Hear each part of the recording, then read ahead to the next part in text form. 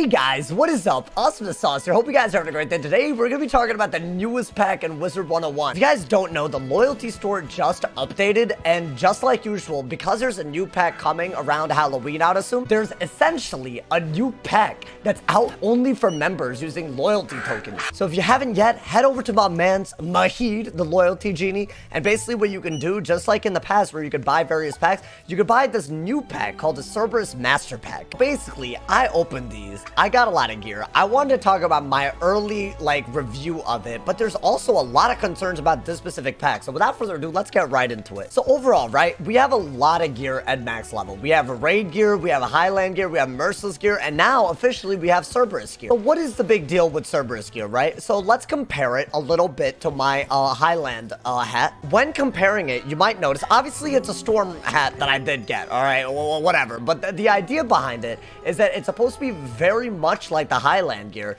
but as you might notice, you actually do not get pip chance back. But in return for not having pip chance, you actually get more resist than the highland gear normally gives. So every piece of gear that you get from this, whether it's like the hat, the robe, the boots, compared to the highland stuff, which is, by the way, extremely high resist gear, you basically just get a little bit of extra universal resist, a little bit of extra resist to the schools that you're supposed to be naturally good against. For example, Mitt is naturally good against ice and death, so you get a little bit more resist. What's interesting though, obviously, is there are ways to get that pip chance back, including the use of a rock mount. But on this pet, for example, I have D-Lance affixed. So like, you know, there are ways for you to get that extra pip chance and give up some stats here and there and actually rock this gear and have a lot of resist. Now, if it was just highland gear without pip chance, I don't really think I'll be making this video, but there's a lot of controversy over this one, y'all, because for ice, the amulets and the robes start getting a little crazy. Let's talk about the amulets, right? These start getting a little nuts. When you compare it to what is basically the best amulet in the game, which are the PvP mastery amulets, most schools, not only are they getting like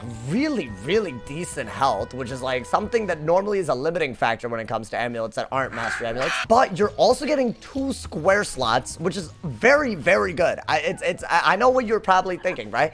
Why would a square slot be better than a tier jewel sauce? Well, basically what a square slot does, it reduces damage on every hit. So that 144 max extra damage that you get, if you have an extra square socket, all it takes is 4 hits, right? If you have a 30 square socket, it takes 4 hits and that health jewel is basically wiped out. So basically the health jewels is only going to be better unless you're taking, like, I guess less than 4 hits in a match, which honestly we're talking about wand hits. We're talking about mid-size hits like Lore Master, like Luminous. When we're specifically talking about overtimes, let's say someone were to frostbite you, every bit of that frostbite gets subtracted by that flat resist. So when you start adding a lot of square sockets to PvP, you start adding a load of defense you just didn't have before. I would argue that if you do not actually need a mastery, these are by far the best amulets in the game right now. Now, what's crazy is that, yes, 9 resist seems like a lot. The ice amulet gives 10 resist, a little bit more health than this, and still 2 square sockets, which is literally crazy.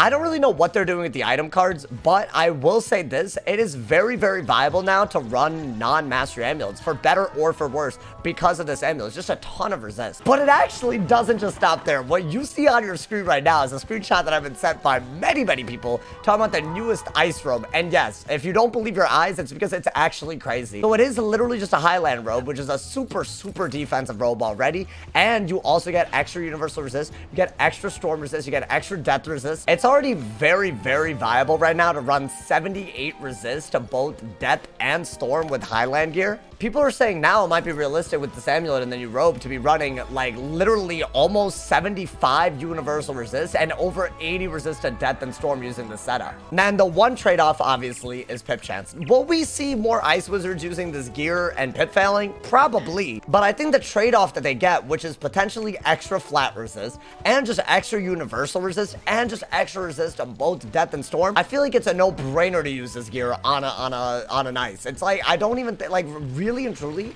I think it's gotten to the point where you don't really need to use anything else. Right now, I use the nullity robe, just like on the myth, I actually use it on the ice, which is super offensive, but they're giving so many more defensive stats that it actually devalues offensive gear in general. You're just giving up so many stats running an offensive gear setup. My honest opinion on the stats is, I think the amulets honestly take it a little too far with the 2 square sockets in general, and I don't think they needed to make anything more defensive than highland gear. I'm a little surprised surprised that they did this, and I get it. They're trying to make a lot of variations of gear, but I think this is as defensive as it really should have ever gotten with gear in general. Maybe that's just my hot take, and maybe this will still be the best version of defensive gear, especially if you need pip chance. I will say this, my favorite trade-off is the wand. This is something that we really haven't talked about that much in this video yet. I actually really like this. You trade off a little bit of damage, and you also completely get rid of pip conserve, which you're probably wondering at this point, why would you use it? But you actually do get extra block, which could be a huge drawback sometimes, and you get off-school wanteds, which is a really cool trade-off. I feel like this feels like a more realistic trade-off on the wands compared to like the mercy wands, which are generally known as the best wands. I feel like this feels like a better trade-off because you're giving up whole stats that are very consequential and that can't be made up easily. What is very interesting about this pack is that you also get you get athames, and you also get rings from this deck, which again, they're a little bit worse than merciless gear, which is I guess I don't really get what the whole deal is with these. But I think the big trade-off again is that you get a little bit more defense, which comes in the form of block. I have a feeling that these could actually be used with the new nullity gear from the raids, because normally the raid gear doesn't give block if it gives you everything else that you want offensively. So this gear could actually counterbalance it on the ring and the athame, which kind of starts to create this pattern for the first time ever, where you might actually be opening up packs for rings and athames along with hats, robes, and boots. It's a very, very small thing that they've snuck in with this pack recently, but I think this is a big change for Wizard101 in general. Recently, they added Professor's Gear, where basically you can get hats, robes, boots, all of that for an off-school while being your own school. And just to explain that better, right? Like, let's say that I was a life wizard with all my high HP naturally. I could get basically just merciless storm gear, the wand, the hat, the robe, and the boots, and just literally run storm stats on a life. Just be a storm is just the extra HP that I get from being a life. And the only limiting factor of these is that there are no athames or rings, like no merciless storm rings and merciless storm athames that you could run as a life. If that existed, it would make no sense to be a storm anymore, because you just run those exact stats on a life. So I hope that they're very careful with adding athames and rings, because if you do it a little too far, you will absolutely dismantle school identity, and that is something that I hope is a red flag that they're super, super aware of. As far as looks, you know, I don't mind it. It's dog themed, so you know, you got a little paw on the boots, you got a little, you know, triple, you know, dog action. I really, really like the wand to it. I don't know what this is. It's like some rotating ass, like, I don't know, and like some neutron star type, I don't know. Overall, I love the cosmetics. I love that they're being creative with these new packs cosmetics wise. I am just a little concerned about how far the stats go. Let me know what you guys think of the stats on this pack. Do you guys think that the amulets are OP? Do you guys think the robes are OP? And what do you think about, this is a big one, I think. What do you guys think about the fact that athames and rings are now in pack? I definitely think this could mean a lot for Wiz, so I look forward to reading y'all's opinions in the comments. As always, drop a like if you enjoyed, leave some review, and if somebody has not told you you're awesome today, they doing something. I'll see y'all soon. Stay awesome. And yeah.